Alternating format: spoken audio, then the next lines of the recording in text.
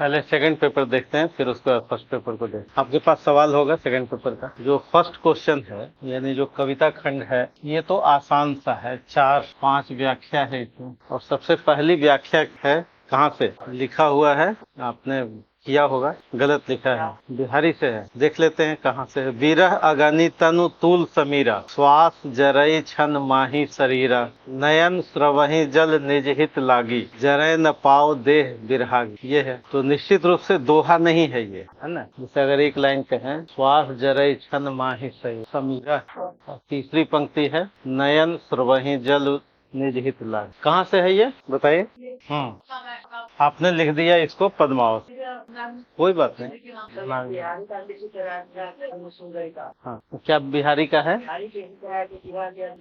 अच्छा, चलिए। एक तो ये चौपाई, दोहा नहीं है, तो बिहारी तो खैर नहीं होगा, दोहा नहीं है, ये चौपाई। अब रह गया कि आपने लिख दिया पद्मावत, और ये कंफ्यूजन हुआ आपको एग्जाम में।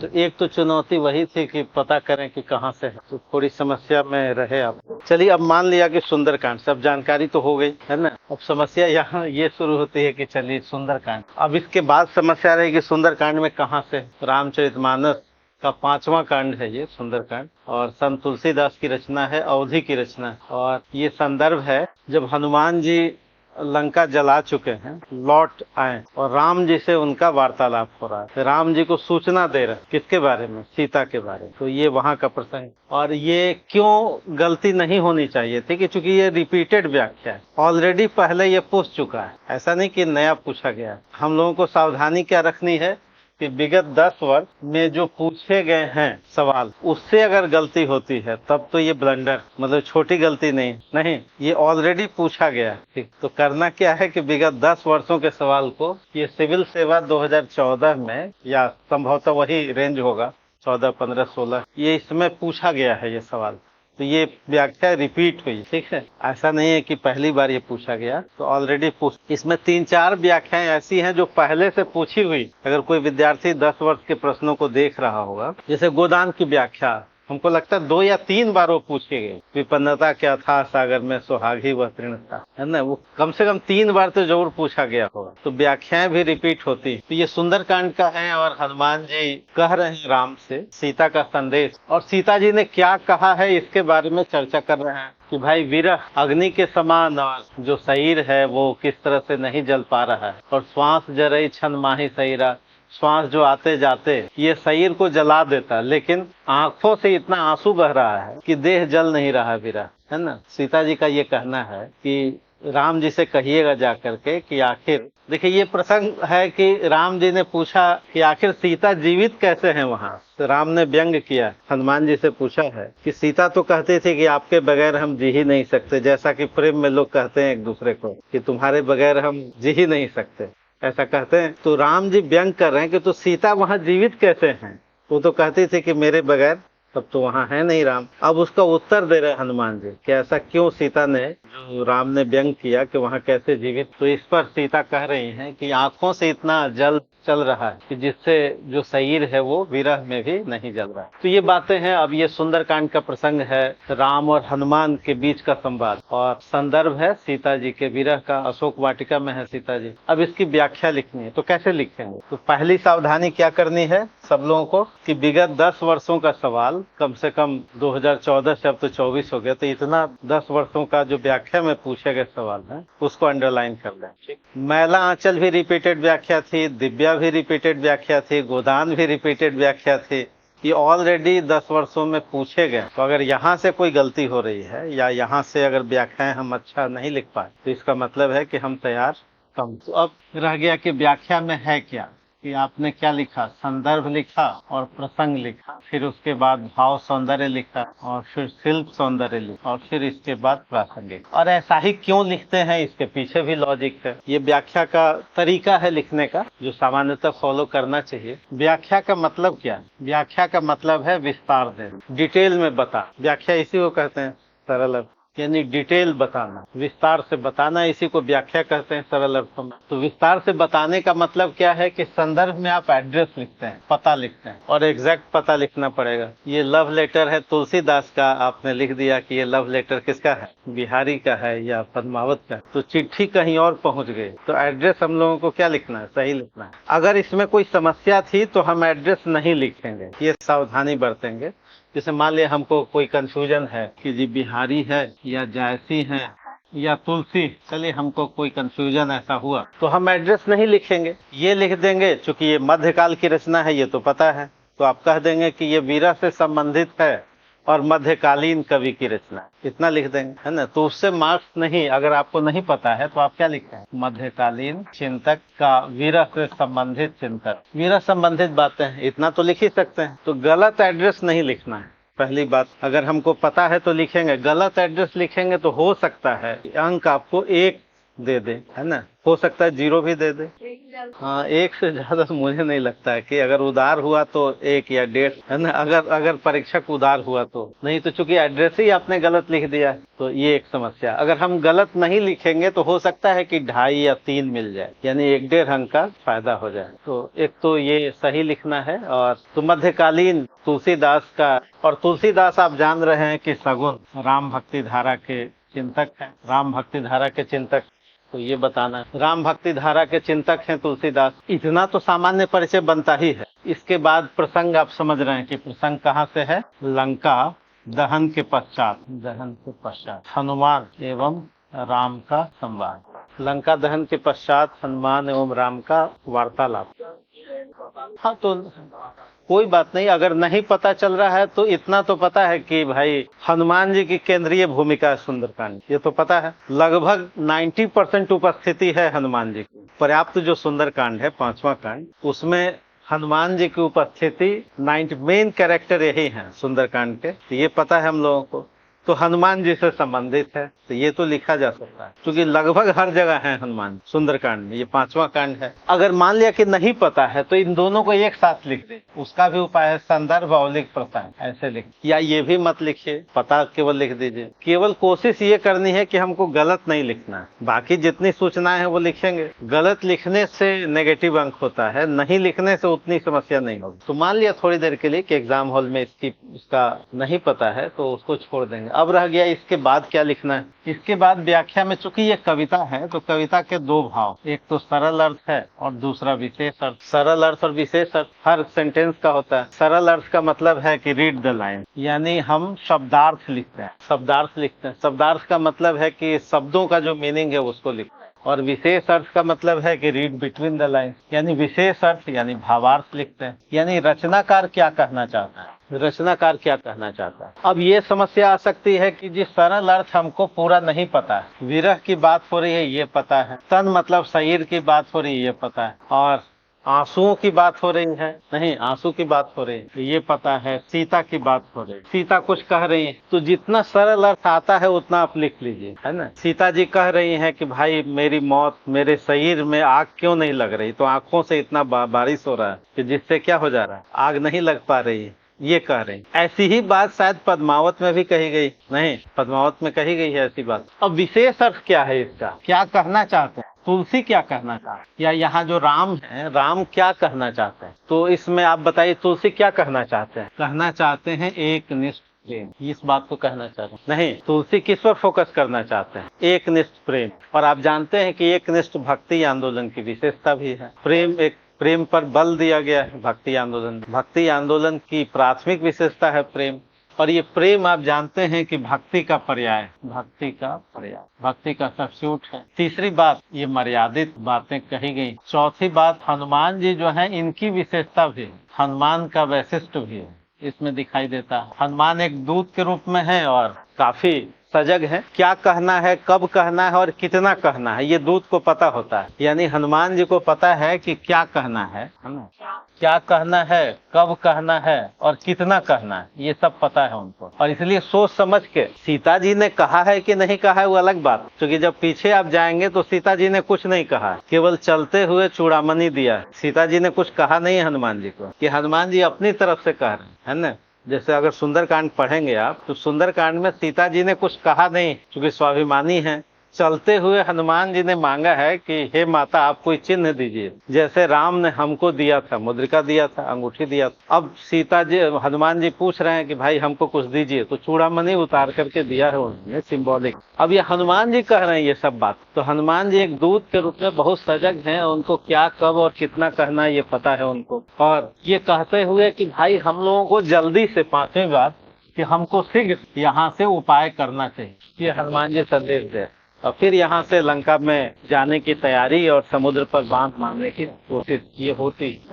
तो ये विशेष अर्थ भी लिखना है हम लोग एग्जाम में। सरल अर्थ जितना जानते हैं उतना लिखिए। मान लीजिए इसको हो सकता है कि हम कम जाने, ये हो सकता है कि इतनी सारी बातें हैं, इतनी कविताएं हैं, सबका सरल अर्थ हम कम जाने, लेकिन ये तो जानेंगे ही, तो विशेष अर्थ लिखना है। तो ये हुआ रीड द लाइन्स और रीड बिटवीन द लाइन्स, जिसको कहते हैं भाव सौंदर्य। अब इसके बाद आपको क्या लिखना है? शिल्प सौंदर्य, शिल्प का सौंदर्य। यही भाव सौंदर्य में यदि आप कहीं तुलना करना चाहते हैं तो तुलना कर लीजिए। आप जायसी के वीरह से भी तुलना कर सकते हैं। जायसी के यहाँ जो नागमती का वीरह है वहां से तुलना कर सकते हैं। दोनों का वीरह एक जैसा है लगभग। वो लिखती हैं, मोही भोग से काज न बारी। ये कौन कह रहे हैं? नागमती। और इसका क्या मतलब है? नागमती ये कह रहे हैं, नागमती कह रहे हैं कि भाई हम मिलना चाहते हैं रत्न सेन से, तो उसमें भोग वासना नहीं, मुझे उससे काज और उससे संबंधित मोही भोग से काज न बारी। सौह, सौह मतलब कसम खा के कह रहे हैं, हम केवल उनको देखना चाहते हैं।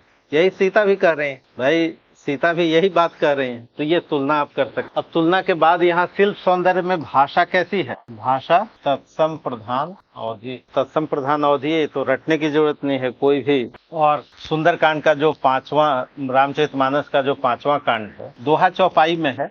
दोहा चौपाई छंद व्यवस्था है, जिसमें ये वाला हिस्सा किसका है? चौपाई का। और आप जानते हैं कि रामचरितमानस कैसी रचना है? प्रबंधात्मक है। तो आप लिख दीजिए प्रबंधात्मक, महाकाव्यात्मक। चौथा, संवाद योजना भी है, एक दूसरे के साथ बातचीत हो रही है। संवाद योजना कुशल राम और हनुमान के बीच, राम और हनुमान के बीच में हो रही बात। और बिंब भी है, दृश्य भी है, गतिशील भी, बिंबों की उपस्थिति। कुछ बातें शिल्प में लिखना जरूरी है, जितना जानते हैं इतना तो औसत रूप से सबको पता है। अब इसके बाद क्या लिखना है? प्रासंगिकता। और प्रासंगिकता में आज इन पंक्तियों की क्या प्रासंगिकता है? एक तो एक निष्ठ प्रेम, एक निष्ठ प्रेम आवश्यकता है, पति पत्नी के बीच जो एक संबंध है उसकी बात। और दूसरा कर्तव्य बोध, दायित्व बोध, इसकी याद दिलाई गई। और ये हर व्यक्ति को चाहिए। इन पंक्तियों में यही बात याद दिलाई गई। ड्यूटी बताया गया है, भाई आपकी ड्यूटी क्या है? ये राम की ड्यूटी बनती है, हनुमान की ड्यूटी बनती है कि छोड़ दें या फिर कुछ काम करें जड़ता के विरोध के लिए, है ना। तो अब हम लोग क्या क्या गलती करते हैं? औसत रूप से इतना तो लिखना ही लिखना है ना। हम लोग क्या क्या गलती करते हैं इसमें और क्यों गलती करते हैं? सबसे पहली बात है कि हम लोग लिखते क्या है कि एक तो संदर्भ प्रसंग लिखा और फिर व्याख्या लिखा और शिल्प को छोड़ देते हैं, ये छोड़ देते हैं। और इस सरल अर्थ केवल लिखते हैं, आप केवल सरल अर्थ लिखते हैं और प्रासंगिकता भी छोड़ देते हैं। ये सामान्यतः कॉपी में, टेस्ट में हम लोग करते हैं। समझ गए? इसमें कोई सवाल है आपका? बताइए, कोई है सवाल? हो जाए। हाँ, सरल अर्थ, सरल अर्थ, हाँ, शब्दों का सरल अर्थ वो तो लिखा जाए, थोड़ी सी गुंजाइश है यहाँ पर। जो सरल अर्थ लिखेंगे, अच्छा वो, हाँ वहाँ लिख सकते हैं, लिख सकते कि भाई ये तत्सम प्रधान है, हाँ लिख सकते हैं। अवधि का लक्षण भी लिख सकते हैं, उकारांत बहुला है वो भी लिख सकते हैं। और नहीं, अब देखिए वो गलत ट्रैक हो गया। नहीं, मतलब आप खुद सोचिए कि एक तो वो मर्यादित प्रेम पति पत्नी की बात है और सात्विक प्रेम की बात हो रही नहीं, जिसमें दायित्व जुड़ा हुआ, तो लिविंग वाला नहीं चलेगा, तो गलत ट्रैक पे हो गया। तुलसीदास का जो विजन है, तुलसीदास का जो चिंतन, हम उसी पेरीमीटर में ही प्रासंगिकता की बात करें, है ना। प्रासंगिक, देखिए हम जो भी कुछ लिखना चाहते हैं वो किसके लिए? केवल उद्देश्य यही है कि अच्छे अंक आए। और कोई विवाद की बात है, देखिए लिखना क्या, लिखना एम हमारा क्या है? एम एक ही एम है कि हम 6 अंक 10 में ले आए, कम से कम, यही एम। अब इसमें हमारी कोशिश 2-3 बातों की होनी चाहिए कि एक तो हम गलत नहीं लिख, दूसरा विवाद वाला नहीं लिख, और तीसरा कंसेप्ट को हम क्रॉस न करें, जो भक्ति आंदोलन का जो कंसेप्ट है उसको हम क्रॉस नहीं करें। तो ये तीन चीजों पर हाँ, हमसे हो सकता है कि हम कम लिख सकते हैं, हम अधूरा लिख सकते हैं, हम ये काम तो कर सकते हैं, ये वाला करेंगे तो सीधे घट के आ जाएगा 2, 3, 1। अगर हम अधूरा लिखेंगे तो हो सकता है हमको 4.5 आए, हो सकता है 5.5 आए, 5 आए, ये तो हो सकता है कम लिखने से। लेकिन अगर ये आपने लिखा है कि गलत लिखा या विवाद वाला लिखा, जैसे अगर आपने कहा कि लिविंग रिलेशनशिप ये हम लिखेंगे, अब ये कहीं भी मेल नहीं खाता किससे, आप देख बहुत सारी समस्याएं हैं। नहीं, राम और सीता और रामचरितमानस पर लिखना तो बहुत संभल के लिखना है। नहीं, अब आप सोचिए कि इससे अगर आप इसको आप जोड़िएगा राम और सीता वाले प्रसंग में, तो अंक घट के वो कहाँ चला जाए। एक शब्द आपने सब ठीक लिखा और एक शब्द ठीक वैसे ही है जैसे आपने अच्छा व्यंजन बनाया, एक शब्द हो सकता है कि लेकर के वो 2 अंक 3 अंक पे कर दे, इसको कहते हैं पेनाल्टी अंक, है ना। तो भक्ति आंदोलन के कंसेप्ट में कहीं भी लिविंग वाली बात नहीं। गोदान में थोड़ी सी चर्चा प्रेमचंद ने कर दिया, नहीं, मालती और मेहता के प्रसंग में, तो वहां तक तो चलेगा, है ना। नारी पुरुष नए संबंधों की व्याख्या में थोड़ा सा बचा के महिला आंचल में भी चलेगा, लेकिन भक्ति आंदोलन में तो कहीं नहीं चलेगा। क्लियर हुआ। और कुछ सोचिए, ये नहीं लिखना। यानी भक्ति आंदोलन का जो मूल थीम है उसमें बहुत ही सात्विक भाव है, और दूसरा ये है कि सही भी है, जो सामाजिक विधि विधान है, जो प्राकृतिक है। अब दिव्या को भी देखिए, जो पूछा गया कि नारी और पुरुष दोनों एक दूसरे के क्या हैं, पूरक, तो वहां पर सीता और राम वाले प्रसंग में ये नहीं। बाकी हो सकता है कि हम थोड़ा कम लिखें, हो सकता है हम कुछ अधूरा लिखें, ये हो सकता है, क्योंकि ये तो ग्रेजुअल प्रोसेस है सीखने का। हम प्रतिदिन सीखते हैं, प्रतिदिन थोड़ा बेहतर की तरफ जाते हैं। हो गया। और कोई सवाल इसमें? दूसरे व्याख्या पे आइए। दूसरा तो शायद गलती नहीं ही होनी चाहिए। हादेव अब वे दिन कहाँ हैं और वे रातें कहाँ, ये तो सही लिखा होगा। नहीं, भारत भारती मैथिली शरण गुप्त हैं, वर्तमान खंड, हे देव अब वे दिन कहाँ और वे रातें कहाँ। अब वो पहले जैसे नहीं रहा, तो दिन और रात बदल गए क्या? दिन और रात तो वही है, तो फिर ये कहना क्या चाह रहे हैं? जैसे आज आप कहिए कि वो दिन और वे रात अब तो नहीं है, वे दिन अब नहीं, चले गए। वो बचपन के दिन बड़े आनंद वाले थे, अब तो मुखर्जी नगर में नहीं, क्या? हाँ, अब समस्याएं ही।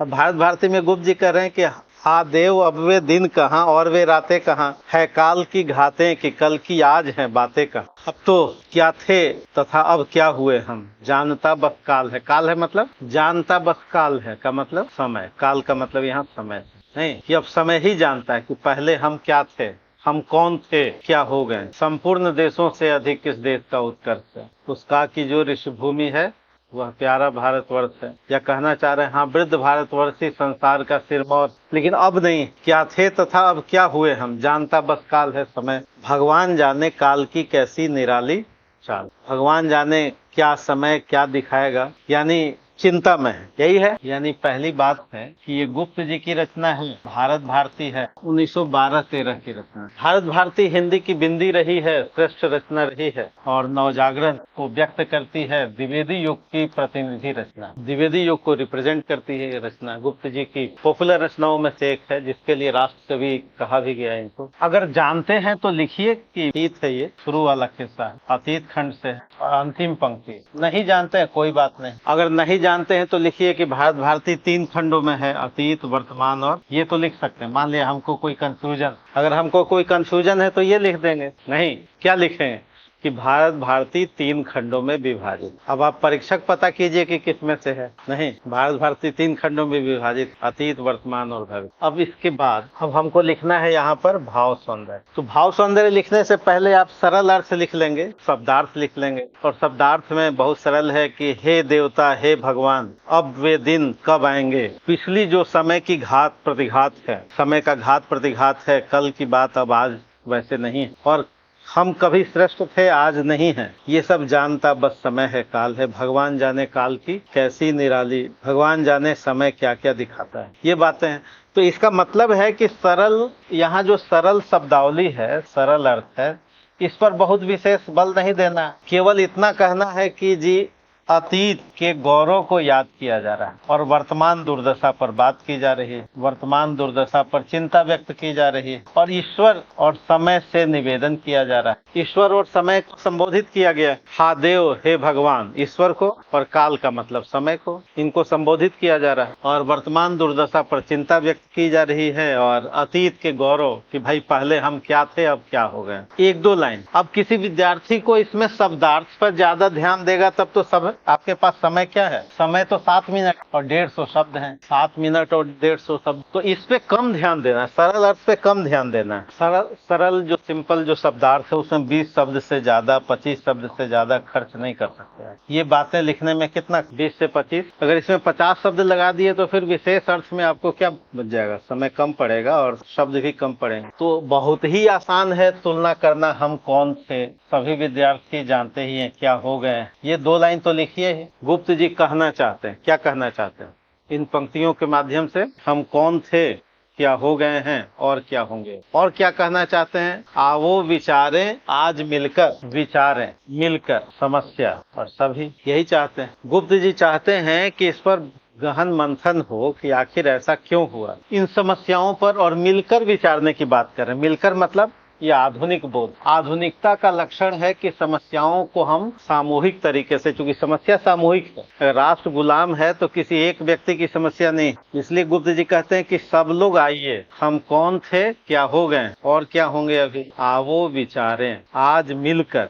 मिलकर मतलब ये सबका काम, पूरे है ज्ञात क्या तुमको नहीं, तुम लोग 30 करोड़ हो, ये 30 करोड़ का मामला है और सभी समस्याओं पर तार्किक गहन विचार हो, यही बात कर रहे हैं। अब इसमें और क्या आपको ध्यान देना है कि भाई ये भगवान क्यों बार बार कह रहे हैं और समय की बात कह रहे हैं, देव की बात कह रहे हैं। भगवान क्यों, भगवान अब क्या करेंगे, उसमें भगवान है ना, भगवान जाने काल की, भगवान क्यों, तो भगवान क्या करेंगे, जनता उदासीन है तो भगवान क्या करेंगे। कि भगवान सब, अगर आप, बिल्कुल सही है, वैष्णव प्रभाव भी और हमारा संस्कार, भारतीय संस्कार आस्तिक रहा है। गुप्त जी दोनों के प्रतिनिधि हैं, संस्कार और विचार दोनों को रिप्रेजेंट करते हैं, इसलिए हम ईश्वर की बात, यहाँ ईश्वर का मतलब पलायन नहीं है, पलायन नहीं, ये हमारा अपना संस्कार है, ये वैष्णव प्रभाव है, हम आस्तिक हैं, इसलिए ऐसी बात की गई है और समय को संबोधित किया गया। अब शिल्प में क्या है, तो आपने क्या किया, तुलना भी किया और गुप्त जी की बात, नवजागरण की बात तो कहेंगे कि नवजागरण आधुनिक चिंतन है, राष्ट्रीय एकता है, राष्ट्रीय एकता तार्किकता भी शामिल। हम भारत को एक करना चाहते हैं, भारत दुर्दशा से भी कर सकते हैं, रोहू सब मिल के आवहू भारत भाई, वहाँ भी आने की बात कर रहे हैं, भारत के सब लोग भाई ये भी कर रहे हैं, तो कर सकते हैं तुलना। अब शिल्प में क्या है, खड़ी बोली सबको पता है, अविधात्मक शैली सबको पता है, चतुष्पदी छंद सबको पता है, 4 तत्सम प्रधान है ये भी पता है, ये सब तो सामान्य बातें। गीतात्मक है, विचार प्रधान, इतनी बातें तो लिख ही सकते हैं। इसलिए हमने कहा था कि हर रचना का एक शिल्प बना लीजिए, उसकी जगह पे कोई भी होता है, ये सब बातें होती। एक आइडियल व्याख्या जिसमें से होगा कि हम 90% हिस्सा हम कॉमन ही तो रखते हैं, केवल शब्दार्थ बदलता है नहीं। भारत भारती से एक बना के रख लीजिए कि हमको शिल्प में क्या क्या लिखना है और उसी को जाके कट पेस्ट कर दीजिए, तो वहाँ पर समस्या कम होगी। नहीं, एक अच्छी व्याख्या जिसमें क्या क्या शिल्प में हो सकता है कॉमन, वो कर लिया और फिर वहाँ पर क्या कर लिया, कट पेस्ट कर लिया। और प्रासंगिकता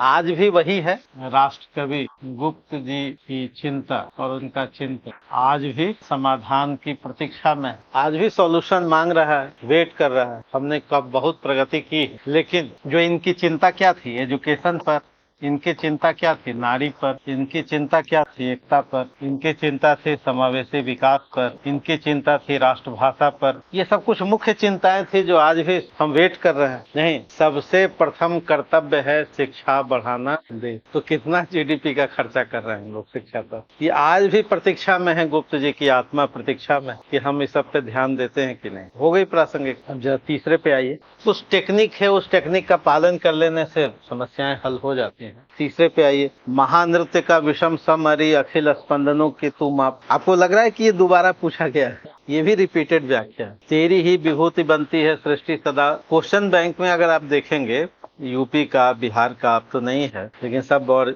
आईएएस का 10 साल का, तो आप देखेंगे कि ये भी रिपीटेड व्याख्या है। इसमें तो किसी को दिक्कत नहीं है कामायनी से कोई दिक्कत। चिंता, कामायनी में 2 ही सर्ग आपको पढ़ना है, कामायनी में 2 सर्ग पढ़ना है। कौन कौन? चिंता और यही 2 सर्ग पढ़ना है। तो चिंता सर्ग से है। और चिंता मृत्यु पर मनु कह रहे हैं, इस पे हम लोगों को क्या ध्यान देना है? चिंता सर्ग से है। कामायनी 1935 की रचना है, प्रसाद की रचना। इसमें ध्यान देना है कि ये जरूर लिखा जाए, प्रतीक योजना शिल्प के हिस्से में नहीं, परीक्षक ये खोजेगा क्योंकि सिंबॉलिक रचना है ये। प्रलय किसका प्रतीक? प्रलय के बाद चिंता में है, प्रारंभ प्रलय से हुआ है। प्रलय किसका प्रतीक है बताइए? आपदा आया हुआ। कैसी आपदा? आपदा ये कौन सी? जो बिहार में भी आई हुई है, बाढ़ का मतलब कैसी आपदा? सृष्टि का क्या आपदा? हाँ, तो हम क्या लिखेंगे? सभ्यता नष्ट हो गई। क्या आप याद कीजिए कि जयशंकर प्रसाद क्या कहना चाहते हैं इसमें? पहला सर्ग है और पहला सीन है कि प्रलय हो गया। तो हाँ, मानव निर्मित बताया, ठीक है। तो देखिए, आपसे परीक्षक चाह रहा है कि इसके बारे में बताइए। मनु इसलिए चिंता में है, प्रलय हो चुका है, सब कुछ समाप्त हो चुका है। तो प्रलय क्या हो गया है? प्रलय का पहला मतलब है परतंत्रता, हम गुलाम। दूसरा प्रलय हुआ है देव सभ्यता, पर क्वेश्चन मार्क लगा। तीसरा प्रलय हुआ है सामंती सभ्यता का नाश। जो फ्यूडल, जो हमारा मध्यकाल कैसा था? सामंती। देव सभ्यता की बात हो रही और गुलामी की बात हो रही, ठीक है। प्रलय से इसका मतलब, और प्रलय का कारण भी है, कारण है विलास। प्रलय का कारण क्या? विलास, एकता नहीं और सबके विकास की चिंता नहीं, और एकांगी सुख। एकांगी सुख को हम ही हम रहे, कहते रहे वसुधैव कुटुंबकम, लेकिन होता रहा एकांगी सुख। सामंतों ने क्या किया? सारी हमने सबके सुख की कहाँ चिंता? प्रलय होना ही था, गुलाम होना ही था। देव सभ्यता विलासी रही, गुलाम होना ही था। सामंती सभ्यता समावेशी विकास पर ध्यान नहीं दे रही, तो प्रलय होना ही था।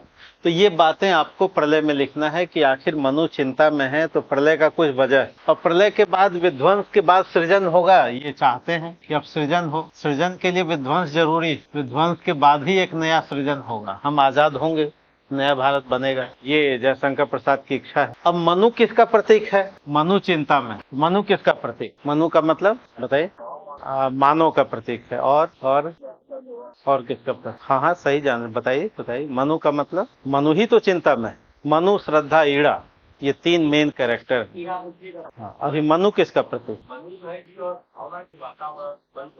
हाँ, चलिए ठीक है। तो चलिए, हमने कह दिया कि एक द्वंद्व में है एक व्यक्ति। ये आदिम मानव का भी प्रतीक है, ये मध्य वर्ग का प्रतीक। इस मध्य वर्ग को हमको राष्ट्रीय आंदोलन से जोड़ना है। ये एकांगी सोच रखता है, इसका प्रतीक। अगर दार्शनिक धरातल पर देखें तो अन्नमय कोष का भी प्रतीक। अगर फिलॉसफी की नजर से देखें तो अन्नमय कोष में है अभी, इसको हमको आनंदमय कोष तक ले जाना है। अन्नमय कोष का मतलब क्या है? कि अभी स्वयं की चिंता करता है, सेल्फ। ये सेल्फ की ही चिंता में लगा है, अपना हम विकास कर। ये प्रारंभिक स्थिति में इसको जयशंकर प्रसाद को कहाँ ले जाना है? आनंदमय कोष तक ले जाना है। इसको प्रसाद चाहते हैं कि राष्ट्रीय आंदोलन से जोड़े। अगर ये मध्य वर्ग जुड़ जाएगा राष्ट्रीय आंदोलन से तो आजादी। इसलिए श्रद्धा कहती भी है कि शक्ति के विद्युत कण जो व्यस्त विकल बिखरे हैं हो निरुपाय, समन्वय उनका करे समझ। तो ये मनु किसका प्रतीक है? ये परीक्षक जानना चाहेगा। प्रलय क्यों हुआ है, तब वो जानेगा कि आपने कामायनी को समझा। तो व्याख्या में ये देना। और ये किससे कह रहा है? ये कह रहा है, ये श्रद्धा अभी आएगी। श्रद्धा किसका प्रतीक? हाँ हाँ, तो ठीक है, भावना है। तो भावना तो ज्यादा है तो खराब बात नहीं। मल्लिका के पास भी भावना, वो तो संज्ञा से विशेषण हो जाती है। हाँ हाँ, तो आखिर श्रद्धा को लाने का उद्देश्य क्या है? जयशंकर प्रसाद ने इस कैरेक्टर को कामायनी की रचना में लाने में क्या, उनका क्या चाहते हैं?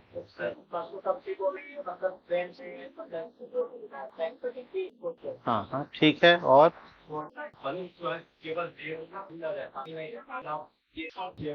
कामायनी का क्या मतलब? यही तो है श्रद्धा। शीर्षक ये रखा गया और ये बताने की कोशिश हुई सांस्कृतिक श्रेष्ठता। अंग्रेजों का जो व्हाइट मैंस बर्डन थ्योरी का जवाब था, ये है ना, व्हाइट मैंस बर्डन थ्योरी का ये उत्तर दिया गया। अंग्रेज कहा कर रहे थे कि भाई हम गोरे लोगों का नैतिक दायित्व है। जयशंकर प्रसाद बताना चाहते हैं कि श्रद्धावाद श्रेष्ठ है, ईड़ावाद ये श्रेष्ठ है, ये बताना चाह रहे। यानी जो भारतीय संस्कृति है, भारतीय संस्कृति ये श्रेष्ठ है पश्चिमी संस्कृति, लेकिन हमको दोनों को मिला के चलना है। ये निष्कर्ष दे रहे हैं कुमार के रूप में कि भारतीय संस्कृति के जो मूल्य हैं, जो अच्छे मूल्य हैं, और जो पश्चिमी संस्कृति के अच्छे मूल्य हैं, दोनों का पालन पोषण, दोनों का कॉम्बिनेशन होगा कुमार। एक जो भारत का जो नया मनुष्य बनेगा, जो नया भारत बनेगा वो किन लोगों से बनेगा? यानी इसकी बौद्धिकता और इसकी हार्दिकता दोनों का संतुलन चाहिए, दोनों में समरसता चाहिए, तब वो आनंद की प्राप्ति होगी। तो यहाँ श्रद्धा का मतलब है नवजागरण की ऊर्जा है, नवजागरण की ऊर्जा। ये गांधीयन फिलॉसफी को, गांधी के विचारों को व्यक्त करती है, गांधीवाद को व्यक्त करती है। ये सब आपको थोड़ा लिखना पड़ेगा अच्छे अंक के लिए। श्रद्धा का मतलब क्या है? गांधीवाद। जैसे गांधी प्रकृति पर ध्यान देना, निरीह पशुओं पर ध्यान देना, ये सोचना कि नहीं व्यक्ति दिल से बुरा नहीं होता है ना, ये बात सब श्रद्धा में भी दिखाई देती है। शक्ति समन्वय की बात करना, मनु को राष्ट्रीय आंदोलन से जोड़ने का प्रयास करना, तो श्रद्धा को केंद्र में रखा। ये तीनों कैरेक्टर में श्रेष्ठ कैरेक्टर श्रद्धा को बनाया, किसी को शीर्षक भी बनाया। तो प्रसाद जो कहना चाहते हैं वो थोड़ा सा इंगित कीजिए परीक्षक को, यानी जो क्रक्स बिंदु है वो आपको अच्छे अंक के लिए आपको बताना पड़ेगा कि हमको कामायनी आती है। आपको मौका मिला व्याख्या लिखने का, तो मौके का फायदा, जैसे कोई मौके पर एक बॉल आ जाए तो लोग छक्का लगा देता है, तो आपको एक कामायनी से मौका मिला और अपनी बात, केवल चिंता में लगे रहिएगा तो वहां अंक कम आएगा। आप सोचिए, चिंता सर्ग है, चिंता में कितनी बात आप कह लीजिएगा। आपको एक मौका मिला 2-4 लाइन किसके लिए? कामायनी पर बात करने के लिए, तो परीक्षक को बता दीजिए। ठीक है, अब आगे बढ़े, है ना। तो इसमें अगला देखिए, और ये ब्रह्म राक्षस से है, ये तो आप जान ही रहे हैं, 1964 की रचना है। अति प्रफुल्लित कंटकित तन मन वही करता रहा अनुभव की नभ ने भी विनत हो मान ली श्रेष्ठता उसकी, आकाश ने भी उसकी श्रेष्ठता मान ली। मुक्ति बोध 1964, चांद का मुंह टेढ़ा है, तो आप लिख देंगे चांद का मुंह टेढ़ा है। आजादी के बाद की रचना है। प्रयोगवाद और नई प्रगतिवाद और नई कविता के हस्ताक्षर है मुक्ति बोध, नई कविता की उपलब्धि है ये। और चांद का मुंह टेढ़ा है का क्या मतलब है? हाँ बताइए।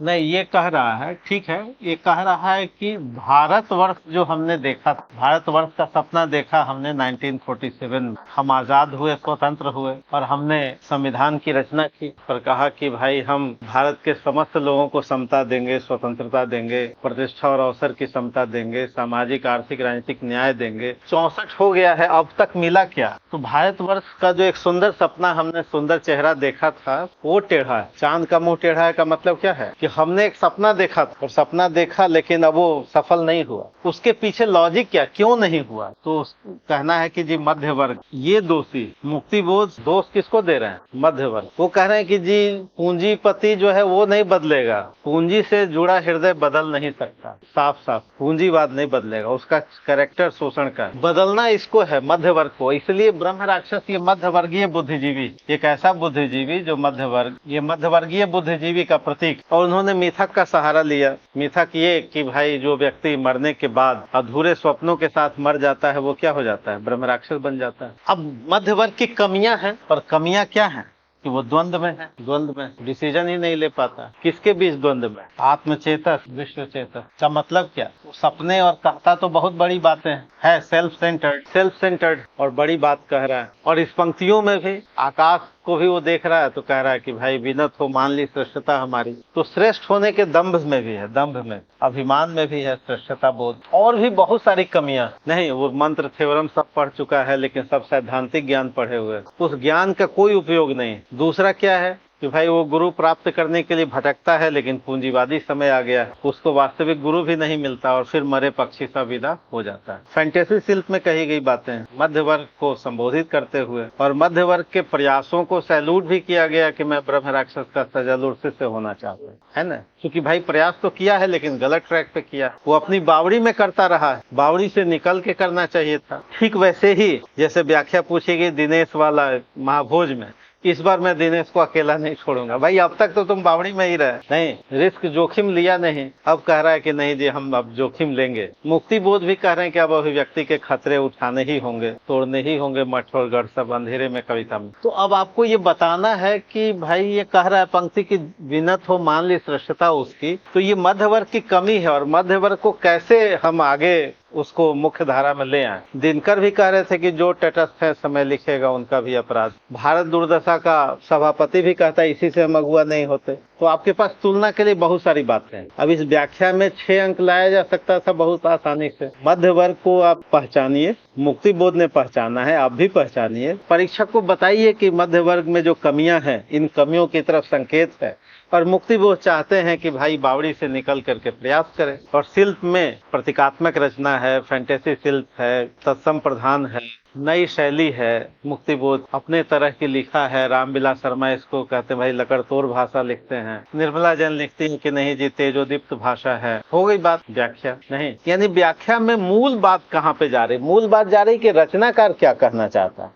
जब तक वो आप नहीं बताइएगा तब तक अच्छे अंक, है ना। सरल अर्थ लिख देना उपलब्धि नहीं। एक तो उपलब्धि है कि चलो भाई एड्रेस हम सही सही लिखें, दूसरा तुलना कर दें, और जो भाव है रीड बिटवीन द लाइन, यानी रचनाकार क्या है, उस पूरी कविता का क्रक्स क्या है, ये परीक्षक तक ये समझिए कि एक क्वेश्चन एक मौका, तो केवल क्वेश्चन आंसर नहीं है, आपको उस पूरे टॉपिक का, मान लिया कि ब्रह्म राक्षस से आ गया सवाल, तो आपके पास मौका है कि ब्रह्म राक्षस का जो क्रक्स है, जो फिलॉसफी है उसकी, जो उसका विचार है, जो रचनाकार कहना चाहता है, जो सॉल्यूशन देना चाहता है, हम परीक्षक तक क्या करें, पहुंचा दें। और परीक्षक को समझा दें जी हमको ब्रह्म राक्षस समझ में आता है, फिर वो अंक देगा। ठीक है, तो व्याख्या क्या है? एक माध्यम मिला।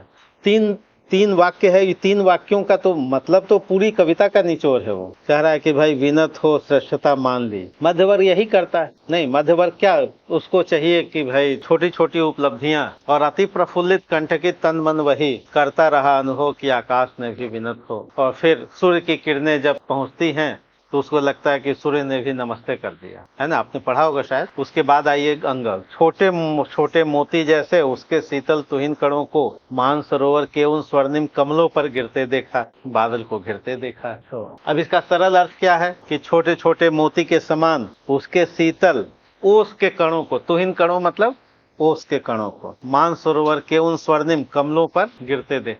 अब बताइए इसमें क्या है व्याख्या में? छोटे छोटे मोती के समान कमलों पर गिरते, आप क्या लिख पाइएगा इसमें? हमने ठीक है नागार्जुन जान लिया, बादल को घिरते देखा है, ये तो कह ही रहा है। अब इसमें विशेष क्या है? बादल को घिरते देखा है। अब हमको इसमें अंक लेना है 6, कहाँ से लेंगे? सरल अर्थ में क्या लिखेंगे कि छोटे छोटे मोती के समान कमलों पर गिरते हुए देखा है। फिर उसके बाद व्याख्या हो गई। हाँ, तो अब क्या कहें, क्या है ना, मतलब अब समस्या है ना कि आप सरल अर्थ से तो अंक नहीं ले सकते, सरल अर्थ से जाए 4 ले पाइएगा, 4.5 ले पाइएगा। तो इसमें कहाँ से कैसे आप सोच रहे हैं कि समाजवाद और पूंजीवाद में ये कब की रचना है भाई? 1940 की रचना है। तो कहाँ से आप लेके जा रहे हैं? 1940 की रचना है। 3 रचना है, एक उनकी 1952 और 59 में दोबारा लिखी गई अकाल और उसके बाद, ठीक है। और एक हरिजन गाथा है 70-80 के दशक की रचना, ये 1940-42 की रचना है। प्रकृति पर लिखी गई बातें। तो समाजवाद और पूंजीवाद कहाँ है? दोनों के झगड़े। अभी तो पूंजीवाद का विकास ही हो रहा है। नहीं, अभी पूंजीवाद के तो लक्षण ही दिख रहे हैं।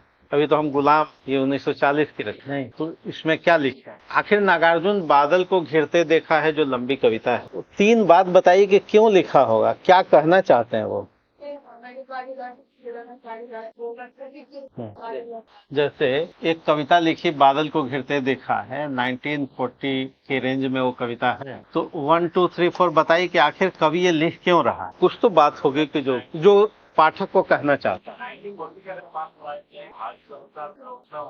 नहीं, इस कविता को पढ़िए और कविता में बताइए कि आखिर रचनाकार इस कविता को लिखता क्यों। अकाल और उसके बाद जो लिखा गया, नागार्जुन कहना चाहते हैं कि जी भारत आजाद हो गया, आप 5 वर्ष योजना शुरू कर चुके हैं और अकाल हो रहा है और कई दिनों तक चूल्हा रोया, एक आध दिन नहीं। बताना चाहते हैं कि कौन सी व्यवस्था आप ला रहे हैं कि कई दिनों तक चूल्हा रोया, चक्की रही उदास। अब तो अपनी सरकार है, अब तो अंग्रेज वाला बात नहीं है जो अकालों की सीरीज होती थी। अब तो भारत आजाद हो गया, संविधान अपना, वीडियो अपना, डीएम सब, और फिर क्यों कई दिनों तक चूल्हा रोया? एक क्वेश्चन वाजिब है। वो तो कह रहे हैं भाई झूठ मूठ सुजला सुफला के गीत न हम गाएंगे। देखो धंसी धंसी आंखें पिच के गाल, कौन कहेगा आजादी के बीते 13 साल। नई कविता पॉलिटिकल बोध की कविता है, वो बता भी रही है, लेकिन ये तो पहले की कविता है। तो इसमें आखिर वो कौन सी बात कह रहे हैं, मुख्य बिंदु क्या है, हम क्या कहें कि नागार्जुन क्या कहना चाहते हैं। तो देखिए, एक तो देखा, इस पर वो रिपीट मारते हैं, कई बार खूब लिखा है, हर पंक्तियों में है, देखा है। जैसे वहां पर अकाल और उसके बाद देखेंगे तो कई दिनों तक 4 बार रिपीट, कई दिनों तक चूल्हा रोया, कई दिनों तक कानी कुतिया, कई दिनों तक लगी भीत पर, 4 टाइम्स कई दिनों तक, और फिर 4 टाइम्स से दाने आए घर के अंदर कई दिनों के बाद, फिर 4 बार। हरिजन गाथा पढ़ेंगे तो कई बार, 7 बार वो कहें ऐसा तो कभी नहीं हुआ। भाई ऐसा तो कभी नहीं हुआ था, एक बार नहीं बोले वो। और यहाँ देखा है बार बार बोल रहे हैं, तो देखा है का मतलब क्या है? देखा है श्रेष्ठ है, सुना है, प्रत्यक्षी अनुभव है, प्रत्यक्ष को प्रमाण मान रहे हैं। इस पर वो बहुत बल दे रहे हैं। बादल को घिरते देखा है, जाने दो वह कभी कल्पित था। हम कल्पना से बात नहीं कर रहे हैं, जाने दो वह कभी कल्पित था, है ना। हमने क्या देखा है? महामेघ को झंझा नील से गरज गरज भिड़ते देखा है। नहीं, कालिदास की कल्पना रही होगी। हमने हिमालय प्रवास के दिनों में क्या देखा है? तो हिमालय प्रवास के दिनों में वो जो देखा है, यही देखा है तो कबीर भी बार बार कर रहे हैं। मैं कहता हूँ आँखन देखी, तू कहता कागज की लिखी। देखा है अधिक विश्वसनीय। एक तो इस पे बात। दूसरी बात वो क्या कहना चाहते, भाई प्रकृति पर भी बहुत सारी रचनाएं हैं नागार्जुन की। नागार्जुन केवल एक तरफा कवि नहीं, वो बताना चाहते हैं कि नेचर पर भी, इसलिए नागार्जुन में वैविध्य बहुत है। वो तो आगे आएगी। हाँ, अभी तो प्रकृति पर खूब लिखा, बादल को घिरते देखा हिमालय प्रवास के दिनों में। और भी वो क्या कह रहे हैं? वो कह रहे हैं कि भाई कबीर वाली ये बात याद कीजिए कि वो हिरन की बात करते हैं कि अपने पर चिढ़ते देखा है। नहीं, पंक्ति है ना इसमें, क्या है, याद आ रही कुछ बातें? अपने पर चिढ़ते देखा है दौड़ दौड़ करके। तो वो कहने का मतलब है कि ऊर्जा, शक्ति, चेतना का केंद्र बाहर नहीं हो, बाहर नहीं। एक तो इस कविता में ये कहना चाहते हैं, जो कबीर भी कह रहे थे, कस्तूरी कुंडली बसे मृग ढूंढे वन माही, ऐसे घटी घटी राम। तो इस पंक्ति में ये कहना चाहते हैं। और चौथी बात कहना चाहते हैं कि सौंदर्य चित्रण में भी बेजोड़ जो सौंदर्य चित्रण है, प्राकृतिक सौंदर्य बोध है। अब ये कुछ बातें आनी चाहिए आपको व्याख्या में, और थोड़ी सी तुलना आनी चाहिए। लंबी कविता का अंश है, ये आना चाहिए। अब जरा अगले क्वेश्चन पे आइए। इस पूरे कविता खंड में कोई एक सवाल बताइए जो आपको कम समझ में आया। पूरे 2, 3, 4 आपके पास प्रश्न होगा जिसमें आपको कोई समस्या आ रही होगी। हाँ, अच्छा, ये वाला पहला का ख। हाँ ठीक है, दिक्कत आएगी तो उसमें आप वही लिख दीजिए कि भारत भारतीय अतीत, वर्तमान और भविष्य।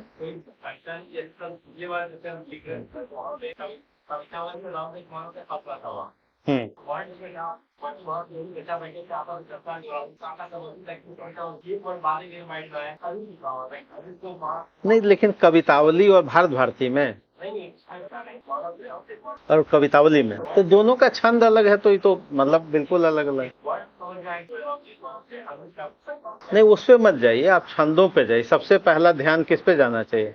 छंद और भाषा पर। तो कवित्व छंद में है, एक दोहा चौपाई में, तो पहली नजर में ही दोनों अलग अलग दिखाई देंगे, है ना। मतलब भाव और विचार पे जाने से पहले कविताओं में सबसे पहले आपको क्या जाना है? भाई एक कवित्व छंद है, एक दोहा चौपाई, तो इसलिए दोनों बिल्कुल दो अलग अलग दिशा में। दूसरी बात यह है कि रामचरितमानस अवधि में है, वो ब्रज में, तो निश्चित रूप से ब्रज के लक्षण होंगे, ओकारांत ओकार होगा, है ना। तो ये सब देखना। ये 2, 3, 4 में से कोई प्रश्न में कविता खंड से कोई दिक्कत आ रही हो तो बताइए। हम पढ़ दे रहे हैं प्रश्न। गोस्वामी तुलसीदास रचित कवितावली के उत्तरकांड के आधार पर उनकी भक्ति भावना। रिपीटेड सवाल, ये पहले भी पूछा गया है। तुलसीदास की भक्ति भावना तो हमको लग रहा है कि 2 बार 3 बार सवाल ये आ चुका, मतलब कोई नया सवाल नहीं है ये आपके पास। नेक्स्ट है कबीर वाणी के डिक्टेटर हैं, ये तो 10 बार पूछा गया है, अब कितना पूछे ये नहीं। ये सब तो कम से कम जैसे मैथ में आदमी प्रैक्टिस करके रहता है, तो ये तो कई बार पूछा गया है और घिस गया है ये सवाल।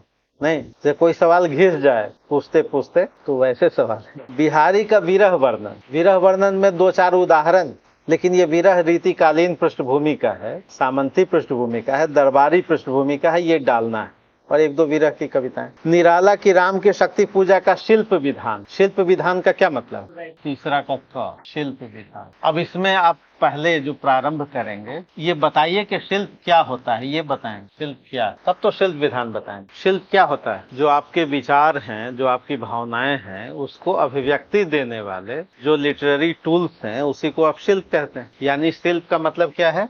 विचार, विषय, भाव या तत्व या संवेद को अभिव्यक्ति देने वाले साहित्यिक उपकरण, इसी को शिल्प कहते हैं। जो लिटरेरी टूल्स हैं, जो आपके विचार को अभिव्यक्ति देते हैं, पहले बता दिया कि शिल्प होता क्या है। ठीक, दूसरी बात, पहला तो ये, दूसरी बात कि शिल्प और संवेदना एक दूसरे के पूरक होते हैं। शिल्प संवेदना में क्या है, कॉम्प्लीमेंट्री होते हैं, पूरकता का संबंध होता है, एक दूसरे पर निर्भर होते हैं, दोनों एक दूसरे से जीते बढ़ते हैं। अगर दोनों में, आप कह सकते हैं दोनों में अद्वैत का संबंध होता है। अद्वैत मतलब एक हो जाए दोनों। यहाँ अद्वैत का मतलब क्या है, शंकर का नहीं, हम अद्वैत एक शब्द ले रहे हैं। अद्वैत का मतलब दोनों एक हो जाए, दोनों एक भाव को बोलने लगे। जैसे मैला आंचल का शिल्प और उसका विचार दोनों एक चीज को व्यक्त करता है। ब्रह्म राक्षस का शिल्प भी उसकी संवेदना को व्यक्त करता है ना। तो केवल संवेदना अपने विचार को नहीं, शिल्प भी बोलने लगे उसकी बात, तो समझिए रचना बड़ी हो जाती है ना।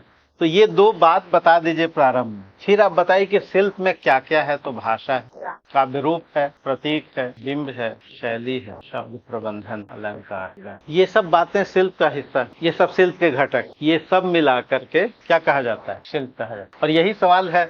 तो अब परीक्षक को चाहिए कि सब अलग अलग आप लिखिए, तब आपको 60% अंक देगा। ये बताइए कि शिल्प होता क्या है, शिल्प की अनिवार्यता क्या है, राम की शक्ति पूजा का शिल्प उसकी संवेदना का पूरक कैसे है, फिर ये निष्कर्ष लिखिए। और फिर ये बताइए कि भाषा पर एक पैराग्राफ, काव्य रूप पर, प्रतीक पर, बिंब पर, शैली पर, और भी कथा योजना, पात्र योजना, ये सब शिल्प का राम की शक्ति पूजा में, घटना योजना, कई सारे हेड्स हो गए। अब ये परीक्षक को सब चाहिए अलग अलग, अगर घालमेल करेंगे तो थोड़ा वो, उसके पास इतना वक्त नहीं, उसकी नजर से सब निकल जाए कि भाई ये 7-8 पॉइंट लिखा है, तो अंक देगा वो।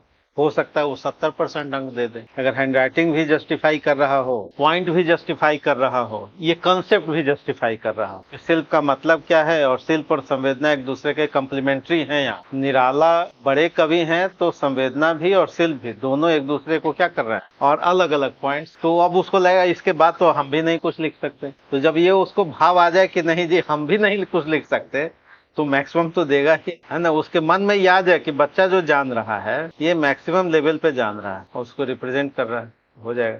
आगे आइए। हाँ, छंद भी, क्या छंद भी है ना। ये सब मिल करके क्या हुआ, शिल्प हुआ। और फिर निष्कर्ष। इसके बाद आइए, असाध वीणा के रेस्पेक्ट में अज्ञेय का काव्यगत वैशिष्ट। तो कविता का जो विशेषता है, तो संवेदना और शिल्प दोनों लिखना है इसमें। नागार्जुन के काव्य वैविध्य, कविता में विविधता, लिख सकते हैं, आसान है। सूरदास का की वाग विदग्धता, कितनी बार पूछे ये, पूछते पूछते वो भी परेशान होगा कि क्या पूछे। कुरुक्षेत्र, दिनकर की युग चेतना, रिपीटेड सवाल। देखिए प्रश्न एक बार फिर से हम लोग पढ़ते हैं।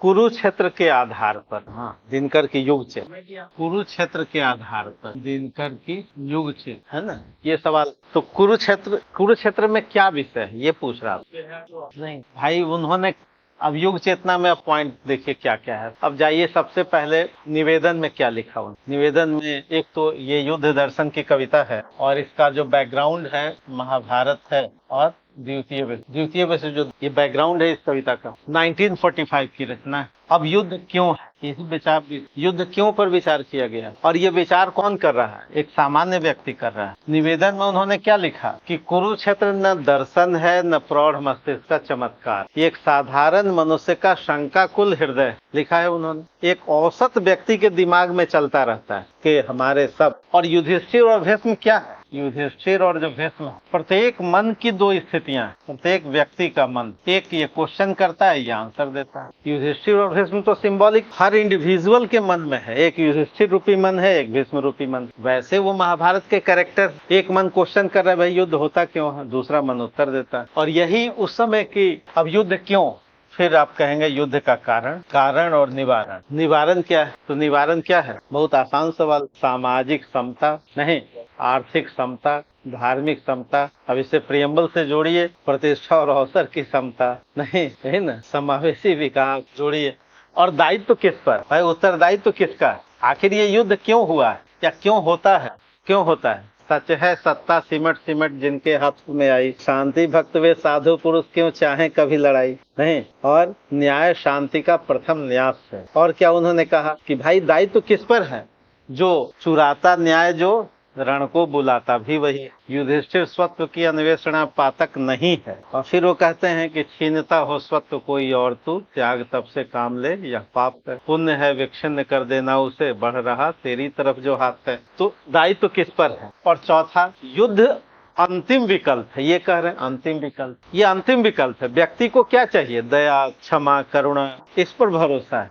और फिर उसके बाद आइए भाग्यवाद का खंडन करते हैं, परलोकवाद का खंडन करते हैं। फिर वो गांधी के ट्रस्टीशिप की बात करते हैं कि अभी इतने लोग नहीं हुए हैं कि संसाधन मेरे कम पड़ जाए। फिर वो कहते हैं कि कोई काम ऐसा नहीं जिसको हम पाप और पुण्य में बांट दें। तो कम से कम इसमें 6-7 पॉइंट तो होना ही चाहिए, 6 या 7 पॉइंट। 15 अंक का सवाल है, आपके पास 200 शब्द हैं, कम से कम 6-7 पॉइंट, 6-7 पैराग्राफ तो होना ही चाहिए। तब जाकर के परीक्षा क्या होगा, वो भी बेचारा भूखा रहता है, उसको सेटिस्फेक्शन होगा। 2-4 उदाहरण चाहिए नहीं। तो इसका मतलब है कि कोई विद्यार्थी पहले से अपना नोट्स बनाया हुआ है, कथ्य और शिल्प, वो लिख के आ जाएगा। कोई बहुत तूफानी तैयारी की जरूरत नहीं। अनावश्यक बच्चे लगे रहते हैं 2 साल 4 साल, नहीं भाई। राम की शक्ति पूजा में कथ्य और शिल्प पर 2-3 सवाल आपका तैयार होना चाहिए। कुरुक्षेत्र में तो मुझे लगता है कि 2 सवाल से तो ज्यादा बनते ही नहीं है। वही सूरदास में 2 सवाल बार बार रिपीट कर रहे हैं लोग। और उसके बाद है नागार्जुन, अकाल, और उसके बाद अब आइए गद्य खंड। गद्य खंड में व्याख्या पूछा गया कि विपन्नता के इस अथाह सागर में सुहाग ही वह तृण था।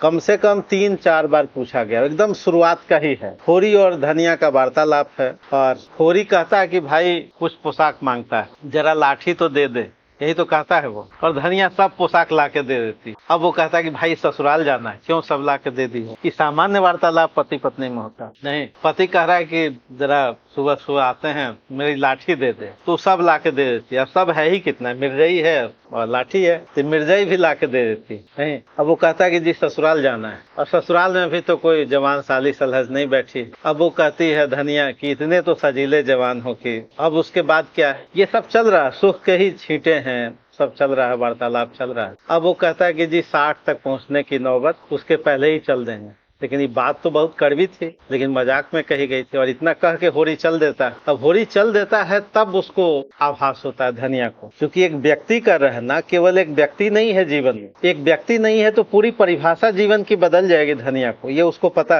है ना। एक व्यक्ति का जाना सिर्फ एक व्यक्ति का जाना नहीं होता, वो सब कुछ का चला जाना होता है। अब ये प्रेमचंद भी समझते हैं, धनिया भी समझती है, अनुभवी है।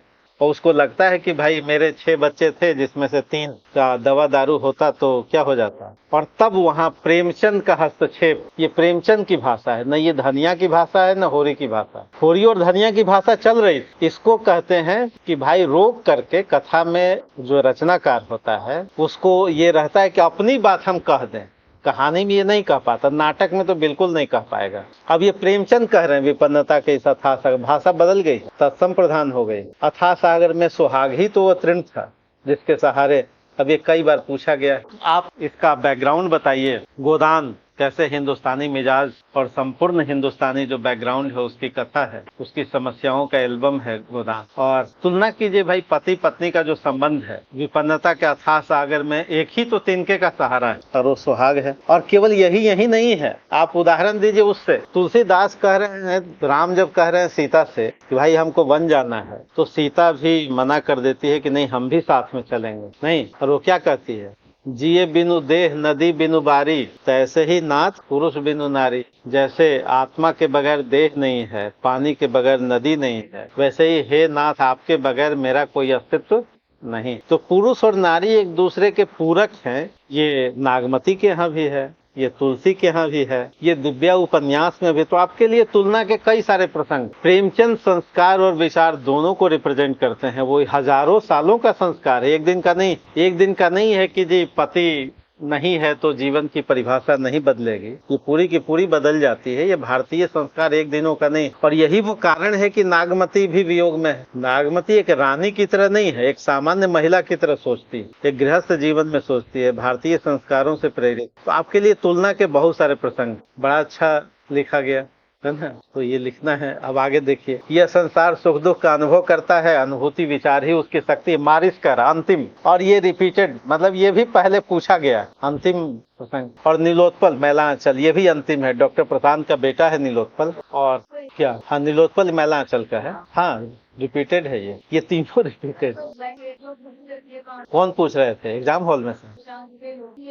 तो ये छोड़ा क्यों था? ये सब तो सब मतलब रिपीटेड व्याख्या है। आजकल बच्चे क्या है कि मूल रचना पढ़ते नहीं है, और गुरुजी लोग भी बता देते हैं कि मूल रचना नहीं पढ़नी, केवल वीडियो देख लो, गोदान देख लो, यही ना गुरुजी लोग भी कहते हैं। भाई आप अगर मूल रचना को आपने एक बार पढ़ा है तो वहाँ आपकी कलम जाएगी। आप स्वतंत्र होकर पढ़िए और जो अच्छी बात लगे उसको कलम लगाइए, तो यहाँ आपकी कलम जाएगी ही। और ये अंतिम है, डॉक्टर ममता कह रही है कि मिट्टी और मनुष्य से इतनी गहरी मोहब्बत, और उसके बाद कह रही ये अंधेरा नहीं रहेगा। अंधेरा मतलब मैला आंचल एक अंधेरा ही है। आंचल हमारा मैला है, इसको कैसे स्वच्छ करना है, कैसे आजाद करना है। नीलोत्पल नहीं अंधेरा नहीं रहेगा। मानवता के पुजारियों की सम्मिलित वाणी गूंजती है, उसे प्रकाश मिल गया है। प्रेम और अहिंसा की साधना सफल हो चुकी है। नीलोत्पल तो चीख के करो भाई, नीलोत्पल तो कहीं और नाम ही नहीं है। ये तो भाई प्रशांत का बेटा का नाम है, ये ममता ने नाम दिया, तो नीलोत्पल कैसे नहीं जानिएगा। हाँ, चूंकि अच्छा वैसे भी ये रिपीटेड है, ये पहले भी कई बार पूछा गया है ना। अब नीलोत्पल जो कैरेक्टर है, जो नाम दिया गया, तो प्रशांत के बेटे का है।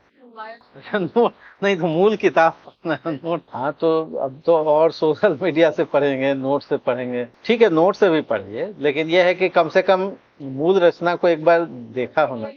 लेकिन इसमें तो सब पूछा गया है, ऑलरेडी पूछा गया। और ये परिंदे से लतिका को महसूस होता है। हाँ फेवरेट है, निर्मल वर्मा को तो छोड़ ही नहीं रहा। हाँ निर्मल वर्मा परिंदे को तो परीक्षक छोड़ ही नहीं रहा। हाँ इसलिए बात न लिखा नहीं है, वो तो हमने लिखा है, वो क्यों लिखेगा। अच्छा चलिए अब आइए आगे। आषाढ़ का एक दिन, मोहन राकेश की नाट्य कला। नाट्य कला का मतलब नाटक के एलिमेंट्स, नाटक जिन तत्वों से मिल के बना होता है। कथानक है, कैरेक्टर है, घटना है, संवाद है, और नाट्य स्तर पर जो प्रयोग धर्मिता है उनकी, तो ये 6-7 पॉइंट उसमें लिखना है। मैला आंचल की भाषा पर तो कई बार सवाल पूछा गया, नहीं रिपीटेड सवाल। तो वही कथा की भाषा, तो भाषा ही तो है। भाषा मतलब शिल्प पूरा। भाषा का मतलब यहाँ क्या है, वो शब्द से मत जाइए, उसके भाव से जाइए, मतलब शिल्प योजना पर सवाल।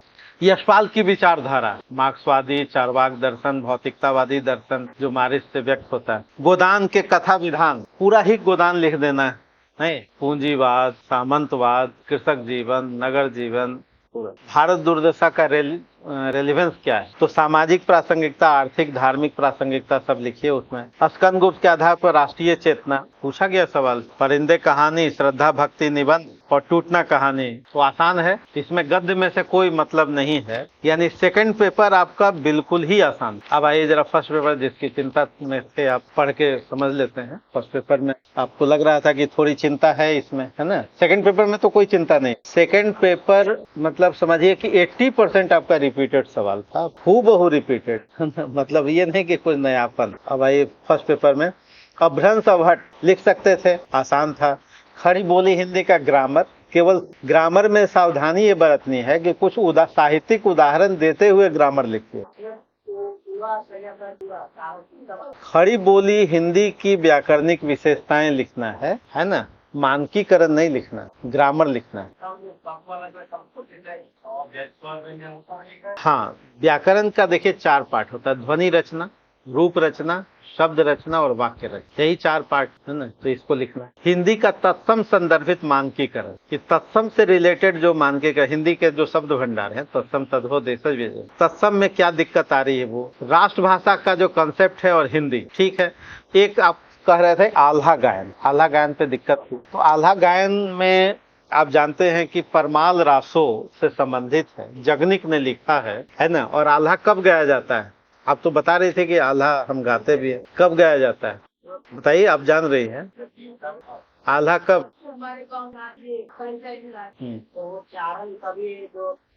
आपने सुना होगा कि आल्हा पावड़ा उस दिन गाइए जा दिन झड़े लगी दिन रात, पूरा बरसात हो, है ना, तो आल्हा गाया जाता है। सुना है, नहीं सुना है। झड़ी लगे दिन रात मतलब हमेशा पूरी वर्षा हो, वर्षा का माहौल हो, तब लोग बैठ करके लोग क्या गाते हैं, आल्हा गाते हैं, ठीक है। ये परमाल रासो में से बहुत सारे, जितना उदाहरण आपको याद है सब तो परमाल रासो का ही है। 12 बरस लो कुकुर जिए, परमाल रासो नहीं, खटिया पर मरे, है ना, हाँ जे मर गई हैं खटिया पर, ये भी परमाल रासो का, ठीक है। तो परमाल रासो से उदाहरण, और परमाल रासो काव्य की विशेषता तो पता है। और भाषा कह रहा है, तो भाषा क्या होगी बताइए, परमाल रासो की भाषा क्या होगी, किस क्षेत्र में गाया जाता है, बुंदेलखंड। बुंदेलखंड, तो बुंदेलखंड का मतलब बुंदेली प्रभाव होगा नहीं, ठीक है। अब इसी पे लिखना है, थोड़ा उदाहरण दे देना है। उदाहरण कौन कौन है जो आपको याद है? नहीं नहीं, हाँ, 12 बरस लौ कुकुर जिए, 13 बरस जिए सियार, और हाँ, जाकी कन्या सुंदर देखे, ये भी इसी का है नहीं। तो ये सब उदाहरण दे। परमाल रासो का ही उदाहरण आप सब कोट करते हैं, जितना उदाहरण कोट करते हैं। कौन? हाँ, जाकी कन्या परमाल रासो का। कौन सा? नहीं नहीं, तो नहीं। अब आगे आइए, तो अवधी भाषा की अखिल भारतीय लोकप्रियता तो पूछा गया है नहीं, लोकप्रियता का क्या कारण है? नहीं, पूरा केवल रामचरितमानस नहीं, सूफी तो है, सूफी भी तो है। अवधी भाषा का मतलब सूफी और राम काव्य दोनों, दोनों होगा, बिल्कुल सही है। नेक्स्ट है कि ये तो पूछा गया है, अवधी की लोकप्रियता तो पूछा गया है सवाल। रामचरितमानस का अंतर्राष्ट्रीय स्वरूप ये भी पूछा गया। राजभाषा हिंदी विषयक कंप्यूटर साधित कार्यक्रम जो ऑफिशियल लैंग्वेज है, उसके लिए हमने कंप्यूटर में क्या क्या काम किया, सीडेक ने क्या किया, पीसी डॉस ने क्या किया, हिंदी के कीवर्ड को हमने बनाया है, राजभाषा का गृह मंत्रालय क्या कर रहा है ना, indianlanguage.com पे क्या काम हो रहा है, बेसिक प्रशिक्षण के लिए क्या काम हो रहा है, केंद्रीय गृह मंत्रालय ने क्या काम किया है। यानी कंप्यूटर से रिलेटेड जो जो काम हुए, किसके लिए? राजभाषा हिंदी के विकास के। और राजभाषा हिंदी का मतलब क्या हुआ कि भाई 1950 से लेके आज तक जो कंप्यूटर से रिलेटेड जो हम लोगों ने काम किया, ये लिखना। राजभाषा हिंदी विषयक कंप्यूटर साधित जो प्रोग्राम चले, प्रोग्राम कौन करेगा? सीडेक संस्था करेगी,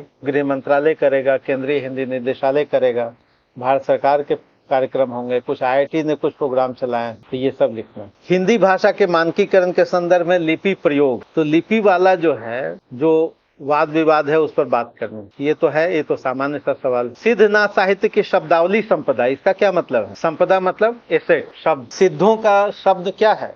अभ्रंश, मागधी अभ्रंश। उदाहरण आपको याद है? क्या याद है? पंडिय सल, सत्य बखान। नाथों में क्या है? प्रारंभिक हिंदी है नहीं। नाथों का 3-4 उदाहरण याद होगा, हब की न बोलीबा, ठब की न चलीबा, गरब न करीबा। फिर आपको याद होगा, अंदर गंगा बाहर गंगा, तू का भूलियो चरपट अंधा नहीं। गोरखनाथ का उदाहरण तो याद होगा, चरपटी नाथ का जालंधर न, थोड़ो खाए सो कल पे झल पे, घड़ो खाए सो रोगी। फिर आपको बताना है कि जो अभ्रंश और जो प्रारंभिक हिंदी है, उसका जो शब्दावली संपदा, यानी अभ्रंश के जो शब्द भंडार है, याद कीजिए कि अभ्रंश के व्याकरणिक विशेषता में भी शब्द पर लिखते होंगे, प्रारंभिक हिंदी में शब्द पर लिखते होंगे, और कुछ उदाहरण देना पर्याप्त है इतना। हिंदी के मशीनी अनुवाद की प्रविधि और प्रक्रिया। मशीनी अनुवाद मतलब बताइए, मशीनी अनुवाद का क्या मतलब? बिल्कुल सही है, आर्टिफिशियल इंटेलिजेंस से रिलेटेड। अब आप करते क्या हैं कि भाई 4 स्टेज में इसका विकास हुआ है मशीनी अनुवाद का, कि मशीन कर दे ट्रांसलेशन, यही बात है ना, मशीन ही ट्रांसलेशन कर दे, मैनुअल ट्रांसलेशन ना हो। कह रहा है कि मशीन मतलब कंप्यूटर कर दे ट्रांसलेशन। तो ये अचानक कैसे हुआ होगा? जब इतने सारे विवाद हुए यूपीएससी में कि भाई मशीन ने किया ट्रांसलेशन, गूगल ने किया ट्रांसलेशन, तो क्या क्या गलती हुई। लेकिन धीरे धीरे हम इसको रिफॉर्म कर रहे हैं, धीरे धीरे हम इसमें क्या कर रहे हैं? सुधार कर रहे हैं। ये मशीनी अनुवाद वाली बात कब से शुरू हुई? जब अंग्रेज आए, द्विवेदी युग से अनुवाद पर बात चलनी शुरू हुई, और फिर उसके बाद आजादी के बाद तो बहुत विभिन्न भाषाओं से हमने विभिन्न भाषाओं में अनुवाद किए। अब क्या करता है कि मशीन में डाल दीजिए, आप फोटो खींच लीजिए और फिर वो अनुवाद कर देता है। तो अनुवाद करने में उसको सावधानी क्या क्या बरतनी होगी कि भाई वो भाव वही रहे, नहीं भाषा ही तो हम चेंज कर रहे हैं, लेकिन भाव हो। और उसमें कुछ फैक्ट्स हैं जिसमें आपको कुछ मैटर दे दिया जाएगा। जैसे हमने, एक है नियम आधारित मशीन अनुवाद, जिसको आरबीएमटी कहते हैं। एक है सांख्यिकी, हम दे देंगे लिखा हुआ, मशीन अनुवाद, एसएमटी कहते हैं उसको। एक हुआ तंत्रिका आधारित मशीन अनुवाद, एनएमटी कहते हैं उसको। और जो प्रथम मशीनी भाषा क्या है, 4 प्रकार है उसको मशीनी अनुवाद के। प्रत्यक्ष मशीनी अनुवाद पद्धति, अंतरण मशीनी अनुवाद पद्धति, अंतर्भाषिक अनुवाद पद्धति और मिश्रित अनुवाद पद्धति। तो ये सब कुछ था, नयापन था इस सवाल में। लेकिन ये है कि थोड़ा बहुत आप लिख सकते थे उस भाव, है ना। अनुवाद के कितने तरीके हैं, अनुवाद का काम कैसे कैसे हुआ है, और कितनी गुणवत्ता रहती है, कितनी गुणवत्ता नहीं रहती। हूबहू तो नहीं रहेगा क्योंकि भाव बदल जाएगा। तो ये थोड़ा सा मैटर इसमें आवश्यकता थी। चलिए अब आगे देखते हैं। तो प्रक्रिया मतलब प्रोसेस, प्रविधि मतलब टेक्निक। तो इसमें थोड़ा मैटर आपको निश्चित रूप से कम पड़ते हैं। हिंदी के मशीनी अनुवाद की प्रविधि क्या है, प्रक्रिया क्या है, अब मैटर मिल जाएगा। क्योंकि नया सवाल था, है ना, अनुवाद पर ये सवाल था, तो एग्जाम हॉल में थोड़ी सी कठिनाई का मतलब ये है कि 15 अंक का सवाल था, तो आप अधिकारी होते 9 अंक के, तो 9 अंक की जगह पे इसमें कितना मिल जाएगा, 6 अंक तक मिल जाएगा। 3 अंक का लॉस यहाँ पर एक औसत विद्यार्थी को, जो सजग भी है तब भी, सजगता के बावजूद भी 3 अंक का लॉस, और घबरा जाने पर तो पूरा का पूरा लॉस, है ना। जैसे अगर आप सजग नहीं है, तैयार नहीं है, तो एग्जाम हॉल में घबराहट हो जाती है कि हमको पहली नजर में लगा कि समझ में नहीं आया। ये कई बार होता है कि एग्जाम हॉल से निकले तो समझ में आए, केवल इतना भर होता है कि आप पहले से आपने प्रिपेयर किया हुआ है, तो वहाँ घबराहट थोड़ी कम है, पर आप उसमें से कोई सूत्र तलाश लेंगे। ये ठीक वैसे ही है जैसे आप बहुत एक्सपर्ट ड्राइवर हैं, अचानक कोई चीज आ गया, तो अगर आपके पास एक्सपर्ट है तो ब्रेक लगा पाइएगा, नहीं एक्सपर्ट है तो क्या होगा। तो ये एक्सीडेंटल मामला है। तब इसमें यही है कि तब भी 2-3 अंक का, हाँ, इसमें घाटा, लेकिन ये है कि 50% तो लाया जा सकता है, क्योंकि मशीनी अनुवाद मतलब कंप्यूटर कर दे। अब इतना ही बात हम जान गए तो अनुवाद वाला कुछ चीज पढ़ा है तो थोड़ा बहुत इसमें लिखा जाता। अब आइए, हिंदी उर्दू भाषाई संबंध के समावेशी बिंदुओं, ये तो आसान सवाल था, इसमें क्या कठिनाई बताइए क्या है। हिंदी उर्दू ये तो आसान था, कैसे? नहीं, देखिए, ये सवाल कह रहा है कि हिंदी और उर्दू में जो रिलेशन है, समावेशी का मतलब है कि दोनों में जो समान बिंदु, समान बातें हैं। अब सोचिए कि हिंदी और उर्दू दोनों एक तो समान है, एक ही परिवार की है। अमीर खुसरो दोनों को एक ही साथ रखते हैं, रहीम एक ही साथ रखते हैं। फोर्ट विलियम कॉलेज से थोड़ा अंतर शुरू होता है। हमारा ग्रामर एक ही है, केवल लिपि अलग है। हमारा शब्द भंडार एक है, थोड़ा सा उसमें फारसी अरबी ज्यादा है, हिंदी में तत्सम ज्यादा है। दक्षिणी हिंदी दोनों को एक ही साथ रखता है। 19वीं सदी गांधी, हिंदुस्तानी, प्रेमचंद, ये सब एक ही रखते हैं। ये सब समानता के तत्व है। ग्रामर दोनों का एक है, शब्द भंडार एक है, थोड़ा शब्द भंडार में ज्यादा उसकी अपारती। भाई फोर्ट विलियम नहीं आता, अंग्रेज नहीं आते तो ये पता, दोनों तो एक ही रक्त के साथ है। नहीं, गांधी हिंदुस्तानी की ही बात कर, हमारी राष्ट्रभाषा हिंदुस्तानी रही, हिंदी उर्दू मिश्रित। प्रेमचंद के यहाँ कभी तो भाषा का बंटवारा ही नहीं हुआ। आज भी आप कुछ भी लिखिए उसमें उर्दू के शब्द आ ही जाते हैं। तो अगर एक्यूरेसी के साथ देखा जाए तो दोनों तो एक ही भाषा है। एक ही भाषा में थोड़ा फारसी बढ़ गया, दक्षिणी हिंदी ने तो इसी भाषा को अपनाया। ठीक है, 19वीं सदी में हमारा पूरा का पूरा, छायावाद को थोड़ा सा छोड़ दीजिए, तो फिर तो सब एक ही जैसा है, पूरा राष्ट्रीय आंदोलन। तो कह रहा है हिंदी उर्दू का भाषाई संबंध बिल्कुल एक जैसा है, और दोनों का ग्रामर एक है, और केवल लिपिगत अंतर है, बोलचाल एक है। आज भी आप कुछ भी 10 लाइन लिखिए, उसमें कोई भी प्रेम की बात लिखिए, बिना उर्दू के काम ही नहीं चलेगा। आप एक दिन लव लेटर लिखिए, उसमें देखिए कितने उर्दू के शब्द आपने लिख दिए।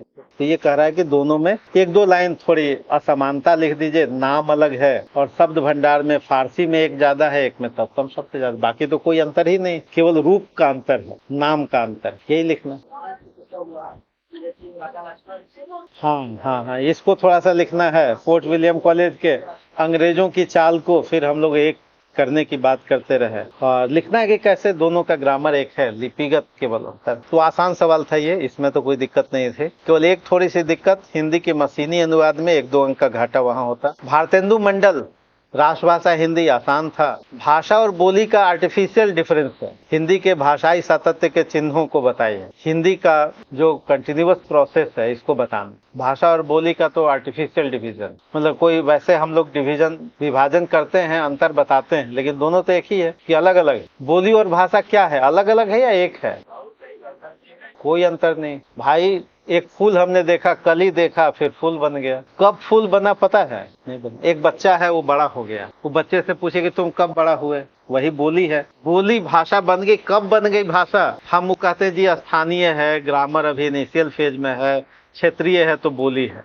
लेकिन वाटर टाइट डिफरेंस तो है नहीं कि बोली को अलग कर दीजिए, भाषा को अलग कर दीजिए। बोली और बोली कब भाषा बन गई ये तो पता ही नहीं चलता। तो ये कह रहा है कि दोनों का आर्टिफिशियल डिफरेंस है। विभाजन हम लोग करते हैं, लेकिन कह रहा है कि भाषा और बोली के कृत्रिम विभाजन, कृत्रिम मतलब वो है नहीं एक्चुअल डिफरेंस, ऊपर से चूंकि हम 2 शब्द दे दिए, बाकी दोनों एक ही है। एक इनिशियल फेज है, एक भाई भाषा का ही तो प्रारंभिक रूप बोली है। तो ये पहले बता देना है कि दोनों का जो डिवीजन है वो क्या है, कृत्रिम है, मतलब एक्चुअल कोई डिफरेंस नहीं है। एक इनिशियल स्टेज है, एक फाइनल स्टेज जिसको कहते हैं। अब उसके बाद कह रहा है कि हिंदी के भाषाई सातत्य, भाषाई सातत्य मतलब हिंदी जो बनी है वो विभिन्न बोलियों के समाहार से बने। तो जो विभिन्न बोलियां हैं उसका नाम लिख लीजिए, उसका हिंदी जो कल्मिनेशन, कि हिंदी में जो हमारी 17-18 बोलियां उनको कैसे हम आगे बढ़ाते हैं। फिर उसके बाद है 18वीं-19वीं शताब्दी में ईसाई मिशनरियों की भाषा नीति। ईसाई मिशनरी आए तो क्या किया उन्होंने, भाई अपना बाइबल का अनुवाद कराया, उन्होंने अपने भाषा के साथ यहाँ के भाषा को सीखा, यहाँ के भाषा को अपनाया और इसी के साथ अपना धर्म प्रचार भी किया। यही उनकी नीति थी। 19वीं सदी में खड़ी बोली हिंदी के विकास में आप ये एक देते हैं ईसाई मिशनरियों का योगदान नहीं, ये सब लिखना। विद्यापति की गंगा भक्ति, गंगा पर उनकी कविता अगर याद था आपको, बड़ सुख सार पावल तु तीरे, थोड़इत निकट नयन बहनीरे। गंगा पर वो कहानी भी आपको शायद याद होगी कि उन्होंने कहा था कि भाई हमको जलाना नहीं, गंगा जी में डाल देना। और जब मरने का समय आया तो उन्होंने अपने लोगों को कहा कि भाई चलो गंगा जी में डाल दो हमको, और लोग उनको खाट पर लेटा करके ले गए। और कुछ दूर के बाद उन्होंने रख दिया अपने खाट को, कहा कि अब छोड़ दो ये, हमने जीवन भर गंगा की भक्ति की होगी तो गंगा नदी को धारा मोड़नी पड़ेगी। ये ठसक है एक भक्त का, और गंगा नदी को धारा मोड़नी पड़ी। तो बहुत पॉपुलर है इनका गीत गंगा भक्ति। एक अपराध छेमब मोड़ जानी, परसल माए पाए तो पान, बड़ सुख सार पावल तो तीरे। बहुत पॉपुलर गाना है और ये बिहार के हिंदी के जो 8वीं 9वीं के बच्चे उनके सिलेबस में भी लगा हुआ। गंगा भक्ति पे हाँ ये है कि जो आपने नोट्स पढ़ा उसमें नहीं था ये, हाँ उसमें नहीं था। हाँ यहाँ वाले नोट्स में था, जो यहाँ संवाद का नोट था उसमें ये था गंगा भक्ति, है ना। ये उदाहरण भी पढ़ाया गया है ना जी। हाँ क्या, हाँ क्वेश्चन में हमने टेस्ट में भी पूछा था ये, हाँ टेस्ट में पूछा गया। हाँ आप लोग केवल पढ़े होंगे वो वाला, बस भक्ति और श्रृंगार वाला, बस एक एस्पेक्ट विद्यापति का। हाँ विद्यापति में वही 2-4 उदाहरण पढ़ा है आपने, श्रृंगारिक वाला, गिरसन ने क्या कहा, शुक्ल जी ने क्या कहा, और कैसे श्रृंगारिक है, धूप छांव है, बस इतना ही पढ़ के खत्म कर दिया। लेकिन और भी पढ़ना है विद्यापति का, जो सोशल मैसेज है, जो इकोनॉमिकल मैसेज है, रिलीजियस मैसेज है, लैंग्वेज का मैसेज है, भक्ति का, शिव की भक्ति का, गंगा की भक्ति का, मतलब 1-1.5 पेज 2 पेज और पढ़ना है ना, जिसमें से ये थोड़ा पूछा गया। विद्यापति की लोकप्रियता के कारण तो हमने हर टेस्ट में पूछा होगा, फिर हमने वो लिखा भी होगा कॉपी पर। ये भक्ति रंगमंच का स्वरूप, भक्ति रंगमंच याद कीजिए कि भक्ति में हमारे यहाँ भक्ति आंदोलन में सगुन भक्ति और निर्गुण भक्ति रही, और दोनों को रंगमंच पे उतारा भी गया। रामलीला और रासलीला सदियों से रही, नौटंकी रही, रासलीला के विभिन्न प्रसंग रहे, रामलीला हम लोग करते रहे, और निर्गुण भक्ति वाले भी मंच पर उतारते रहे। तो वही कह रहा है कि जो लोक मंच है हमारा, जिसमें रामलीला और रासलीला है और निर्गुण भक्ति का है, तो उसके बारे में बताना है, भक्ति रंगमंच का स्वरूप। और ये दोनों स्वरूप लोक मंच पर ही रहा। लोक मंच का मतलब भारतेंदु ने क्या किया, जो हिंदी का अपना नाटक और रंगमंच तैयार किया उसमें लोक मंच को भी शामिल किया। इसलिए भारतेंदु के नाटक लोक मंच के साथ है। अंधेर नगरी को देखिए, भारत दुर्दशा को देखिए। रामलीला पहले से होती रही है, लेकिन भक्ति आंदोलन के बाद रामलीला, रामचरितमानस को तो आज भी चांदनी चौक वगैरह में क्या करता है भाई, दशहरा में भी रामलीला मंच पे ही उतारेगा नहीं। तो मंचीय स्वरूप हम लोग देते रहे, कृष्ण लीला को भी, रामलीला को भी और निर्गुण भक्ति को। वही कह रहा है भक्ति रंगमंच का स्वरूप। ये कहाँ से ले लिया सवाल, ये ले लिया साहित्य के इतिहास से, नाटक और रंगमंच। लेकिन यहाँ पर उसने कहाँ दे दिया, हाँ ठीक है सेकंड खंड में ही दिया है, तो कोई नया नहीं दिया। प्रयोगवादी कविता की भाषा, समझ गई है भक्ति रंगमंच का स्वरूप। पूरा भक्ति आंदोलन हमने रंगमंच पे उतार दिया, चाहे कबीर की वाणियां हैं, या रामलीला है, या कृष्ण लीला है, जिसको रासलीला कहते हैं ना, इसको हमने रंगमंच पर, और लघु मंच, लोक मंच जो नाट्य मंच है, जो ग्रामीण मंच है, जिसमें एक पहले आएगा विदूषक आएगा, फिर पर्दे के बाद सब अलग अलग ड्रेस में आएगा, लास्ट में भारत वाक्य होगा। गांव घर में शादी विवाह अगर आपने देखा हो पहले के जमाने में, है ना, जो लोग मर्याद रहा करते थे, तो ये लोक मंच बहुत फेमस। हाँ रामलीला वाला जो मंच था, जैसे लोग गांव में जो शादी बारात लेके जाते थे तो एक आदमी रुकते थे तो रामलीला का मंचन होता है ना। तो पूरा भक्ति आंदोलन हमारा मंच पे उतारा गया। हाँ रामलीला, हाँ उसमें खत्म कर दो, शॉर्ट में होता है ना, कविता खंड में होता है, आज भी होता है, 10 दिन में पूरा रामचरितमानस खत्म नहीं हो जाता है, ये दिल्ली में ही होता है, तो इसका उद्घाटन बड़े स्तर पर लोग करते हैं, रामलीला में होता है।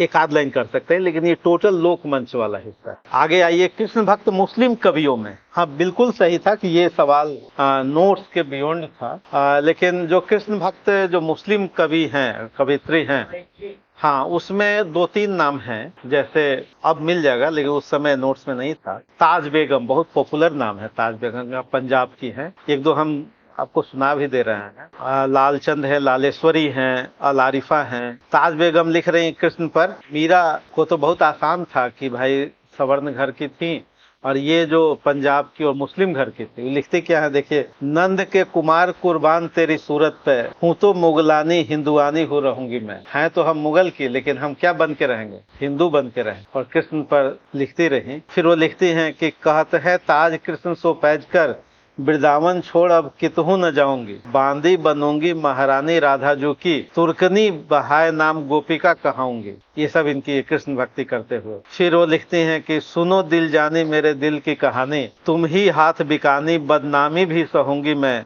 नंद के कुमार कुर्बान तेरी सूरत पे, नाल प्यारे हिंदुस्तानी ही रहूंगी मैं। है ना, तो ये खूब लिखा है। ये अलग बात है कि ये पॉपुलर नहीं हुई, पंजाबी लिटरेचर में पॉपुलर रहे। ठीक उसी तरह से कश्मीर, अखिल भारतीय स्तर पर कृष्ण लीला से संबंधित बहुत सारे मुस्लिम जो रचनाकार हैं, लेकिन निश्चित रूप से ये अलग था सवाल। लेकिन आप नाम नहीं देते, लेकिन रसखान को, भिखारी को, हाँ हाँ पुरुष, मान लिया कि कुछ अंक तो लेना ही है। मतलब हम एग्जाम हॉल की बात कर रहे हैं कि एग्जाम हॉल में कोई भी विद्यार्थी इसके लिए सजग नहीं, लेकिन अब सजग नहीं है तो हमको 4 अंक 5 अंक कृष्ण का जो अखिल भारतीय रूप है ना। आप सोचिए कि मुगल दरबार से लेकर रहीम कृष्ण के, रसखान पूरा का पूरा, अब आलम कृष्ण के, बिहारी ने कुछ लिखा है, ये सब की भी चर्चा करके अब तो वो होता है कि भाई भागते भूत की लंगोटी वाली छूट ही रहा है, तो 15 अंक में 5 अंक तो ले लिया जाए। नहीं तो यानी अब तक घाटा मेरे विचार से 5 अंक यहाँ का घाटा और 2-3 अंक ऊपर का। मतलब हम उसको कह रहे हैं कि जो बहुत सजग है उसको भी 10 अंक का घाटा। तो हम लोग बार बार कहते ही हैं कि जी 500 अंक में 490 तो आपके हैंड में ही रहेगा। नहीं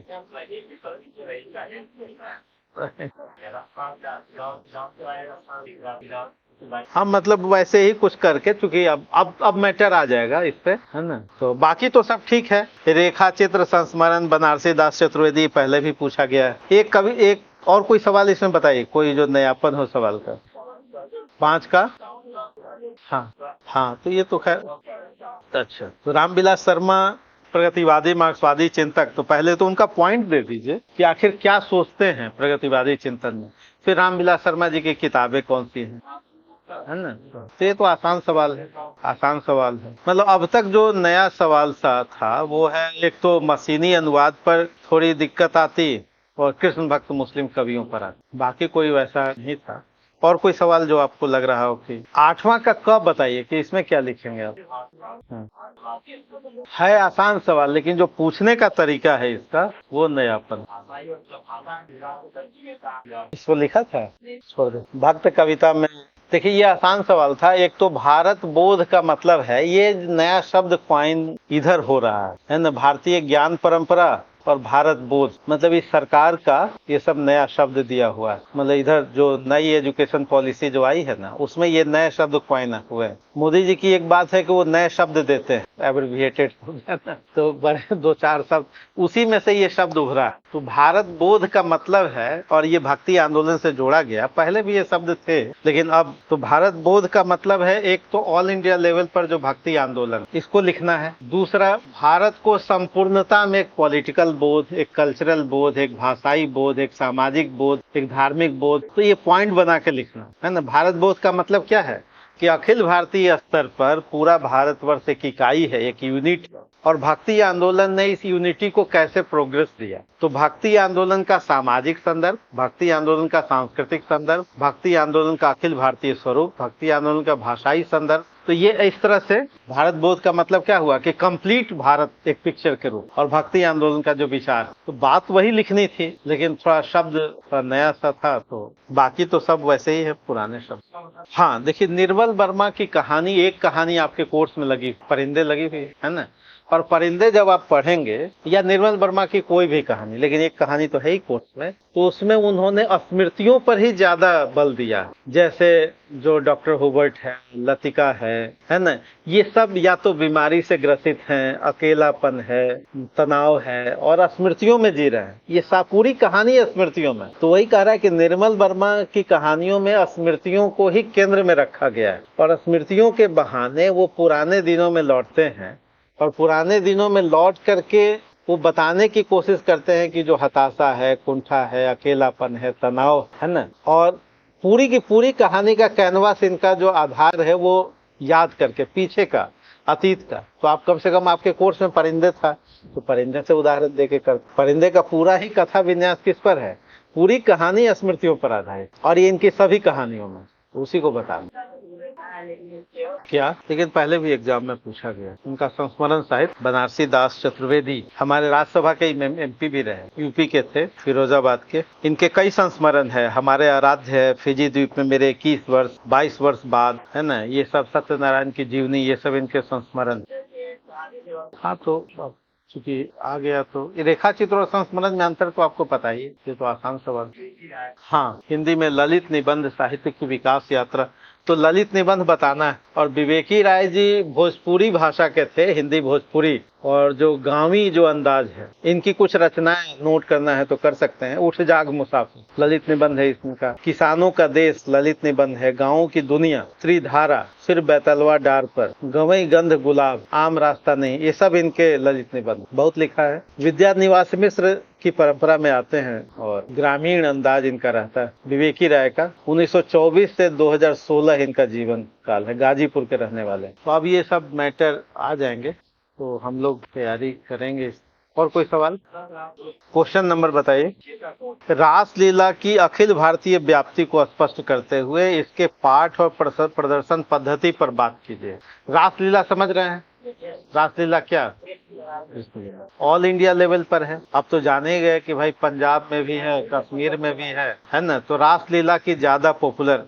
अब उसका कह रहा है कि जो उसका पाठ है और उसका कैसे हम प्रदर्शन करते हैं, यानी उसको कैसे हम उतारते हैं। प्रदर्शन मतलब बताना, तो कैसे करते हैं इस पर बताइए। रासलीला, ठीक है। तो ये बात नहीं, ये बताना है रासलीला प्रारंभ कब हुआ होगा बताइए। और रासलीला में कृष्ण युवा है, उनका दिव्य रूप और बाल रूप भी है, गोपियों के साथ। चूंकि अखिल भारतीय स्तर पर है, अखिल भारतीय, 2-4 लाइन लिखिए, लिखाते थे, लिखिए रासलीला अखिल भारतीय स्तर पर, अखिल भारतीय स्तर पर, ऑल इंडिया लेवल पर कृष्ण और राधा को केंद्र में रखते हुए, कृष्ण और राधा को केंद्र में रखते हुए लोकप्रिय नाट्य नृत्य, लोकप्रिय नाट्य नृत्य, इसका रंगमंच मंदिरों के प्रांगण में, खुले आकाश के प्रेक्षागृह में, मंदिरों के प्रांगण में, खुले आकाश के प्रेक्षागृह में, खुले आकाश के प्रेक्षागृह में होता है। इसका वास्तविक प्रारंभ 16वीं सदी में, इसका वास्तविक प्रारंभ 16वीं सदी में वल्लभाचार्य और हित हरिवंश ने किया। वल्लभाचार्य और हित हरिवंश ने किया। वल्लभाचार्य और हित हरिवंश ने किया। किंतु बंगाल में चैतन्य के यहाँ कृष्ण भक्ति से जुड़े हुए पद गीतात्मक रूप में, कृष्ण भक्ति से जुड़े हुए पद गीतात्मक रूप में प्रस्तुत हुए। रासलीला में धर्म, वर्ण, जाति और लिंग की दीवारें समाप्त हो जाती हैं। धर्म, वर्ण, लिंग की दीवारें समाप्त हो जाती हैं। नजीर अकबराबादी कहते हैं, नजीर अकबराबादी कहते हैं, नजीर अकबराबादी कहते हैं, डैश दे करके लिखे, हर आन गोपियों का यही मुख विलास है। हर आन गोपियों का यही मुख विलास है। गोपियों का यही मुख विलास है। और आगे लिखिए, देखो बहारे आज कन्हैया की रास है। देखो बहारे आज, नेक्स्ट लाइन, देखो बहारे आज कन्हैया की रास है। पैरा चेंज करके लिखे, रासलीला 2 शब्दों से निर्मित है। रासलीला 2 शब्दों से निर्मित है। रास का अर्थ अमृत, रस का अर्थ अमृत तथा लीला का अर्थ, रस का अर्थ अमृत तथा लीला का अर्थ नृत्य एवं खेल, अर्थात इसे दिव्य प्रेम का नृत्य कहा जाता है। रस मतलब अमृत और लीला मतलब खेलना या नृत्य। दिव्य प्रेम का नृत्य, रासलीला का प्रभाव, रासलीला का प्रभाव कथक, जो कथक है उसमें उस पर भी है। रासलीला का प्रभाव कथक, मणिपुरी नृत्य तथा गुजरात के डांडिया पर भी दिखाई देता है। गुजरात में जो डांडिया होता है, गुजरात के कथक, मणिपुरी नृत्य तथा गुजरात के डांडिया पर भी दिखाई देता है। पैरा चेंज करके लिखे, रासलीला के दो मुख्य संदर्भ हैं, पहला व्यवहारिक और सांस्कृतिक, मुख्य संदर्भ है पहला व्यवहारिक और सांस्कृतिक तथा दूसरा आध्यात्मिक। पैरा चेंज करके लिखे, इसके प्रदर्शन पद्धति में जो अभिनेता होते हैं वे रासधारी कहलाते हैं। ढोलक और हारमोनियम पर गायन होता है, ये प्रोसेस है इसका। सूत्रधार जानकारी देता है, ढोलक और हारमोनियम पर गायन होता है, सूत्रधार जानकारी देता है। राधा और कृष्ण की आरती होती है